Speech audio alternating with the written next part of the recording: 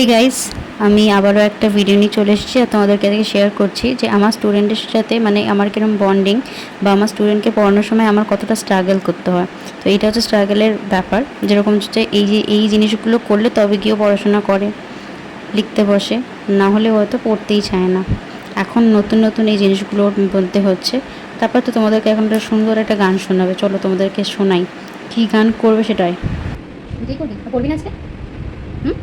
পড়বি না? না, কী করবি? কী করবি? ওই পড়াশোনা করছি না এখন, শুধু দুষ্টুমি না? তুমি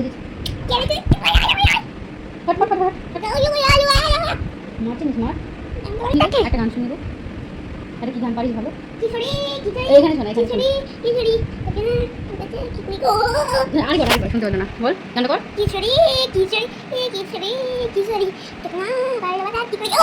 পায়ের ব্যথা কি করে? এটা কি গান?